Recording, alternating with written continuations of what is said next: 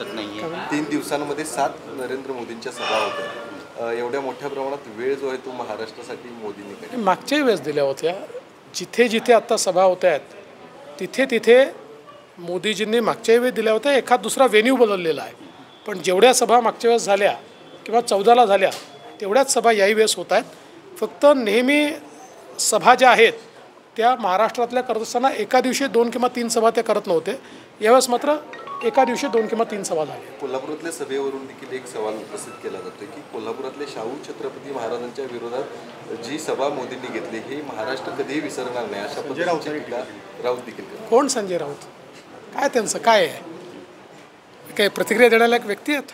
काही बोलता तुम्ही? सर, जागा वाटपाचा तिढा आपला सगळा सुटलेला आहे आणि कधीपर्यंत जागा वाटपाचा तिढा सुटलेला आहे. लवकरच त्याची अनाउन्समेंट होणार आहे. खरं तर 2 टप्प्यांमध्ये यांची जय्यत सभा आहे. रेकॉर्ड ब्रेक गर्दी होईल असं सुद्धा बोललं जात आहे. तुम्ही सुद्धा नुकताच दौरा करून या ठिकाणी पोहोचलात, काय म्हणाल? नाही, आम्हाला अतिशय आनंद आहे की महालक्ष्मी अंबाबाईच्या नगरीमध्ये प्रधानमंत्री महोदय या ठिकाणी येत आहेत. त्यांची भव्य सभा होणार आहे. लोकांची खूप मोठ्या प्रमाणात मागणी होती की या ठिकाणी ही सभा झाली पाहिजे आणि त्यामुळे एक विशेष विनंती माननीय मुख्यमंत्र्यांनी देखील PM साहेबांना केली आणि त्यांनी ही सभा दिली आहे.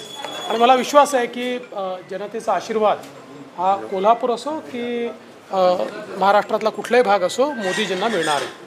शेतकऱ्यांचा आणि खरं तर कांद्याचा विषय आता या ठिकाणी उपस्थित केला होता. याच निर्यातीवरून देखील विरोधक टीका करताना पाहायला मिळते. आता निर्यात जी उठवलेली आहे ती देखील कमी प्रमाणात आहे, ती पूर्णच निर्यात बंदी. एक जी विरोधक टीका करतायत ती म्हणजे निवडणुका डोळ्यासमोर ठेवून कांदा निर्यातीचा जो निर्णय तो घेतला. असं आहे की निर्यात बंदी झाल्यानंतरही सातत्याने केंद्र सरकारने कांद्याची खरेदी केली आणि दरवेळेस निर्यातीची लिमिट ठरवून वारंवार निर्यातीची परवानगी देखील दिली आणि आता तर खूप मोठी परवानगी या ठिकाणी दिलेली आहे. विरोधकांना शेतकऱ्यांची घेणं देणं नाही आहे. आपला एक मुद्दा संपला याचं दुःख आहे त्यांना. शेतकऱ्यांना भडकवता येणार नाही याचं दुःख आहे.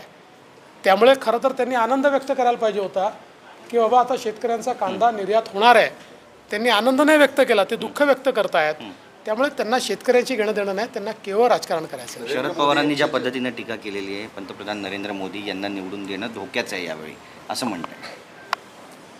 शरद पवारांकरता धोक्याचं आहे ते, म्हणजे त्यांच्या पक्षाकरता धोक्याचं आहे. त्यांचं जे काही आता सगळं त्यांच्या पक्षाची जी परिस्थिती आहे त्याच्याकरता धोक्याचं आहे. त्यामुळे त्यांनी वैयक्तिक म्हटलेलं आहे.